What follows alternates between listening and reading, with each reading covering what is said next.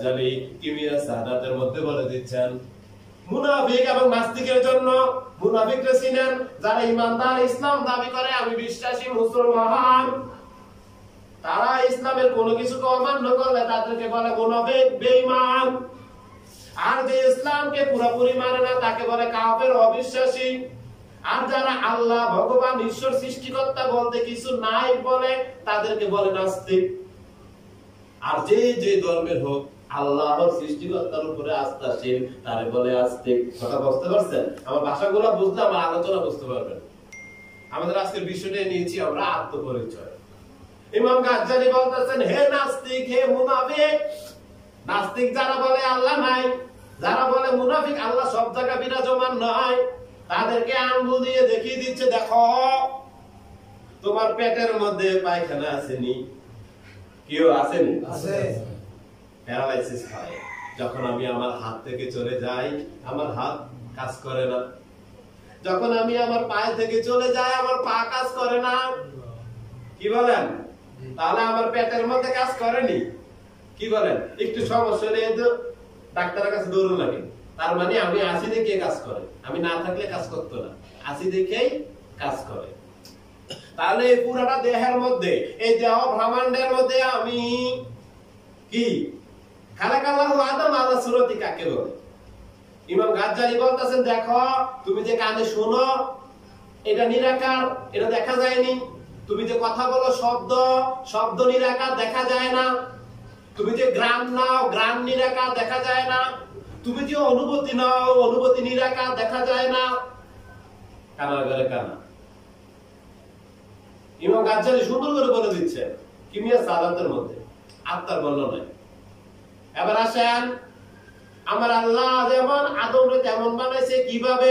দেহ না, দেহ না, দেহ তো একটা বাহন। গত মাহফিলে বলেছিলাম না দেহ নিয়ে বলেছিলাম, সামনে মাহফিলে আমরা আত্মা নিয়ে বলবো, গত মাহফিলে দেহ নিয়ে বলেছি।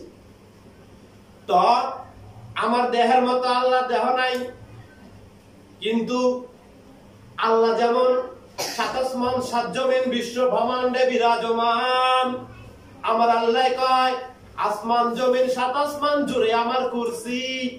কি? আল্লাহর কুরসি চেয়ার কোরআন।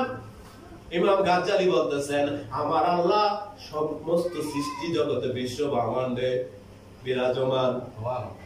যেমন করে মানুষ তার দেহের মধ্যে বিরাজমান, তার দেহের একটা অঙ্গ একটা পশম বাকি নাই যে মানুষ তার শরীরের মধ্যে ওই জায়গাটা নাই।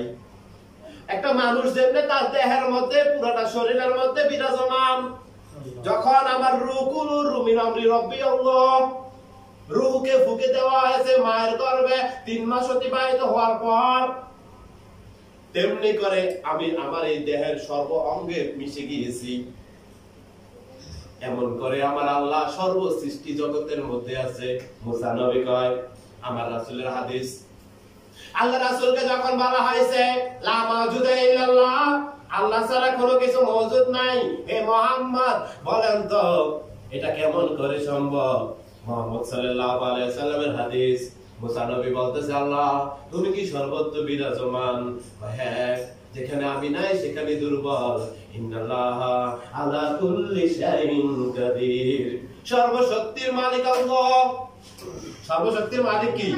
আল্লাহ। আমার আল্লাহকে আমি আমার বান্দার স্কন্দ শিরার চেয়ে নিকটে।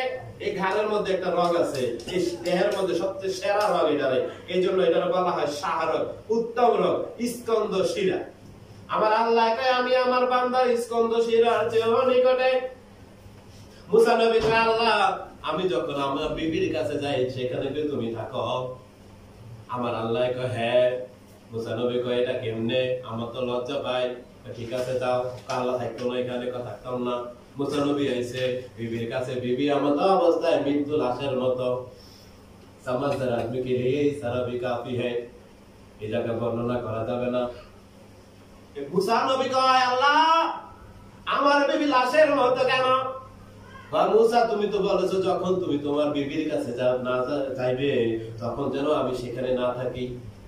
তাহলে এই বিশ্ব ব্রহ্মাণ্ডে চলেনি, কোথাও কি অচল আছে? আমার এই পেটের মধ্যে পায়খানা আছে না? হ্যাঁ, আমার কোনো সমস্যা হয়? তা আমার আল্লাহ সর্বত্র বিরাজমান, আমার আল্লাহর সৃষ্টি ব্রহ্মাণ্ডের মধ্যে যদি টয়লেট থাকে কোনো সমস্যা আছে? মূর্খ বোঝে না, মূর্খ প্রশ্ন করে টয়লেটে আল্লাহ আছে, মূর্খের প্রশ্ন। এটা হচ্ছে মুনাফিক। আর নাস্তিকে কয় আল্লাহ আবার কই? আমার আল্লাহকে আমার সৃষ্টির মধ্যে দেখো, আমার খুঁজে পাইবা। কোথায় দেখো? সৃষ্টির মধ্যে দেখো, আমার খুঁজে পাইবা। মুসা নবী কয় তোর পারে আল্লাহ, এই যে খেজুরের পাতাটা টপ টপ করে লড়ে, এটা কি তুমি? কয় না। খেজুর গাছ তুমি? খেজুর গাছটা আছে? কয় না।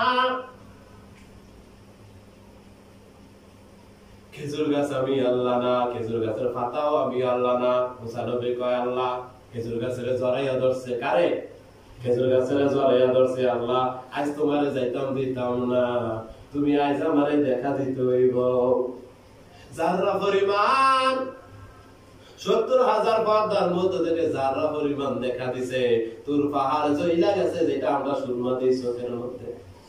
খেজুর গাছ জ্বলে না, মুসা জ্বলে না। আমার আল্লাহ মুসারে সজাগ করছে, কইরা কয় মুসা দেখোনি? দেখছি। বুঝনি? না লাদ্রি বুঝি না। কয় এই যে তুমি খেজুর গাছটারে জড়াইয়া ধরছো, আমার হাবিব যখন দুনিয়া আইব, ওই উস্তুনে হান্নানে খেজুর গাছের মধ্যে হেলান দিয়ে আমার হাবিব বিশ্রাম নিব।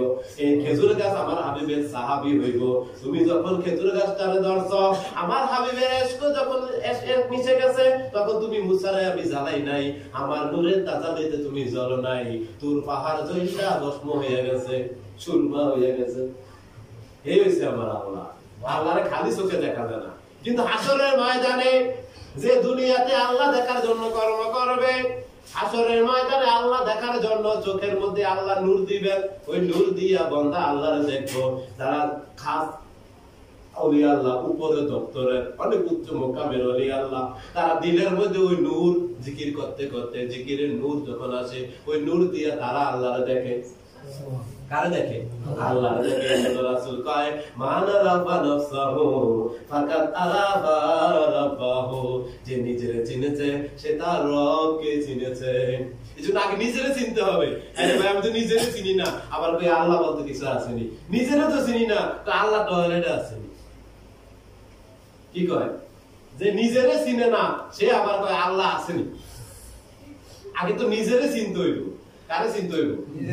আগে নিজেরে চিনতে হবে, আত্মার সন্ধান করতে হবে। কার সন্ধান? আত্মা। আত্মা মানে নিজ।